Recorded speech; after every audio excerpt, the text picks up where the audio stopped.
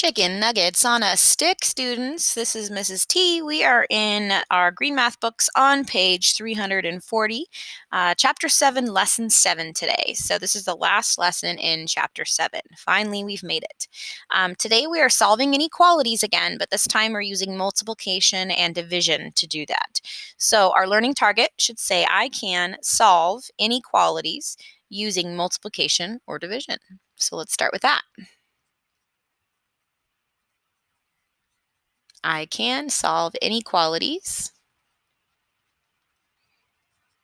using multiplication,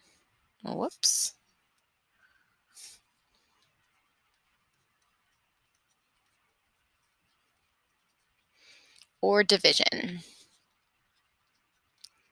So much like what we were doing yesterday with addition and subtraction, we are doing the same thing that we would be doing for an equality. We're just doing it with inequality signs. So again, we're using those less than, greater than, less than or equal to, greater than or equal to signs. So we're still multiplying and dividing the same way that we would do it with an equality. So we're going to go ahead and move right into our examples again. So example 1 gives us solving an inequality using multiplication. So they want us to solve an graph. So we're going to write that in our directions, solve and graph. And the inequality they give us first says x over 5, that should be a 5 there, is less than or equal to 2. So remember, this fraction bar in math really means division. So what we're looking at here is division. So remember, if we want to solve this inequality, we would do the inverse or the opposite of division. So we'll draw our balance line on our mark or on our symbol in the middle, our inequality sign. To get rid of this division of 5, we are going to multiply by 5 on both sides. So dividing by 5 and then multiplying by 5 would cancel those 5s out, and I'm left with just my x on that side. We can keep our inequality sign on our balance line. And then on the right-hand side, if I take 2 and multiply it by 5, I end up with 10. So to solve this inequality, x would have to be less than or equal to 10 for it to work in this original inequality. Now we'll graph it. Here is a 0 mark for our number line. I'm going to go by 2's in order to get the 10 on here. So remember, we have to look at our sign to figure out what kind of dot we're going to have. Since there's an or equal to mark on this one, I'm going to have a colored in dot on the 10. And then if we look at this, it says x is less than or equal to 10. So that means our arrow needs to be pointing to everything that's less than 10. And the colored in dot means it also can be equal to 10. Go ahead and pause and try the on your owns at the bottom of page 340. Okay, if you tried those on your owns, number 1 is p is greater than 6, and then graphing that would have an open dot at the 6 with an arrow pointing to the right. Number 2, q is less than or equal to 10. You'd have a closed dot on the 10 with an arrow pointing to the left. And number 3, we would have 7 is less than s, or if you flipped it around, it could say s is greater than 7. So an open dot on the 7 with the arrow pointing to the right. Looking at page 341 at the top, we'll get to example number 2. There we are. Okay, this one is solving an inequality using division. So it asks us again to solve and graph. So the inequality they give us is 4n is greater than 32. Remember, when we have a number and a variable like this smacked together with no math symbol in between, that means multiplication. So what we're looking at here is multiplication. So when we want to undo that to get it solved, we are going to divide by 4. So we use division to get rid of that. So I'm going to draw my line on my inequality mark. If I want to get rid of multiplying by 4, I'm going to divide by 4. So we have to do that on both sides. So those 4s would cancel out. I have an n that's still there. And then I have my inequality sign. And then I have 32 divided by 4 on the right-hand side of our inequality. And that would give us 8. So in order for this inequality to be true, n would have to be bigger than 8. So now we'll go over here and we'll create a graph of that. Here's my 0. Again, I'm going to go by 2s. So now I know I'm going to have a dot at the 8. This one does not have the little line underneath the symbol, so we're going to have an open dot that's not colored in on the 8. And n has to be greater than 8, so we have to have an arrow pointing to everything that is bigger than our 8. And we have it solved and graphed. We're going to move on to our third and final example for this lesson, which will be example 3, taking this idea into a real-life application. Okay, it says a one-way bus ride cost $1.75. A 30-day bus pass costs $42. Write and solve an inequality to find the least number of one-way rides you must take for the 30-day pass to be a better deal. And then for B, it asks us, you ride the bus an average of 20 times each month. Is the pass a better deal? And explain. So a couple of things we need to jot down here, important information that we'll pull out of the first couple sentences there. It says that a bus ride, a one-way bus ride is going to equal $1.75. And we're going to put in parentheses that that's one way, just to make sure we're clear on that.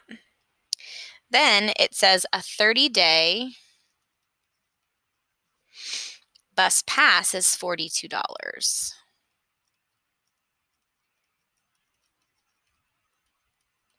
So that's an unlimited bus pass for $42 for a full month versus a one-way ticket, which would just be $1.75. So let's talk about what they're asking us to do in question A. They want us to write and solve. So we're going to write and solve an inequality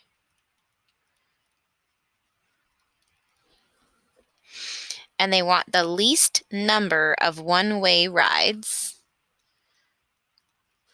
for the least number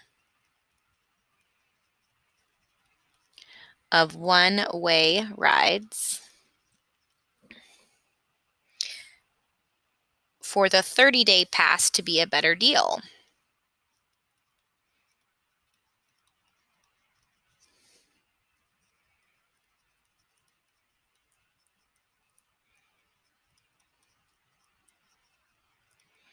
So if this is the equation that we're trying to, the inequality that we're trying to write and solve, we need to come up with a variable that represents this number of one-day rides. And since we're talking about a number of rides, it might make sense to use an R for that variable because we're talking about how many rides we need to make the 30-day pass be a better deal.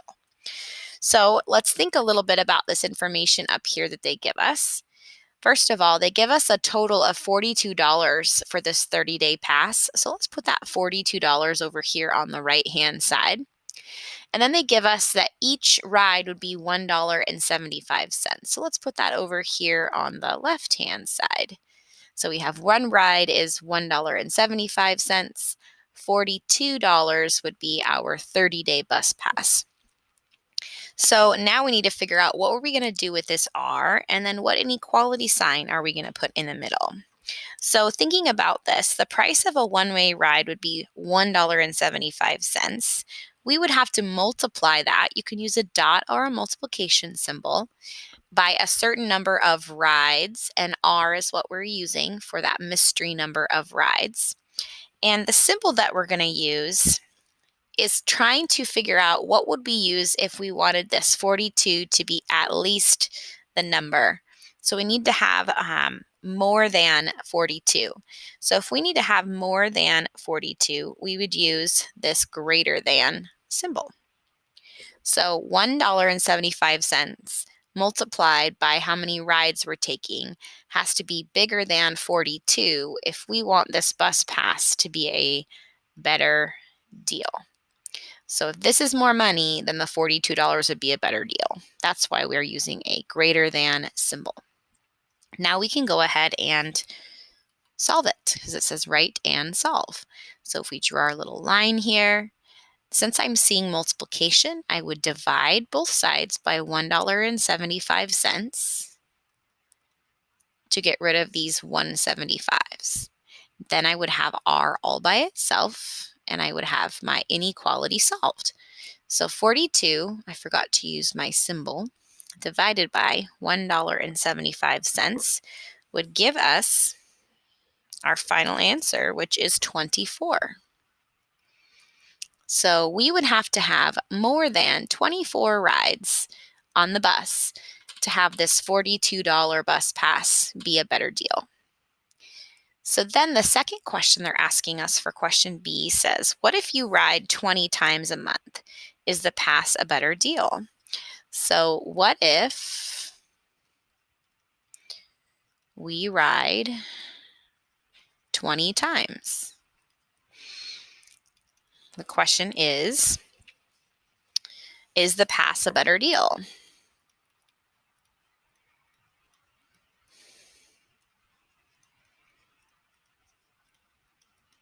Well, let's take a look at our inequality that we solved. The number of rides has to be bigger than 24 in order for the pass to be a better deal. So if down here they're saying our number of rides is only 20, is the pass a better deal? We would say no, because we have to have more than 24.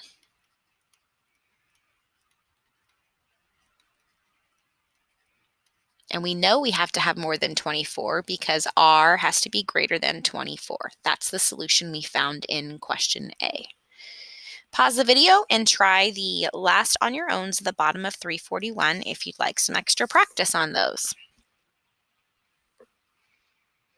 Okay, so if you tried out those ones, number 4 is K is less than or equal to 3, a closed dot on the 3 with an arrow pointing to the left. Number 5, J is greater than 4, an open dot on the 4 and the arrow pointing to the right. Number 6, 25 is less than or equal to M. If you rearrange that, you could have also said M is greater than or equal to 25. A closed dot would be on the 25 with the arrow pointing to the right. And for number 7, the real life situation, you would have 2.5 times x is less than or equal to 15. And then if you solved it, you would have x is less than or equal to 6. And that brings us to the end of chapter 7.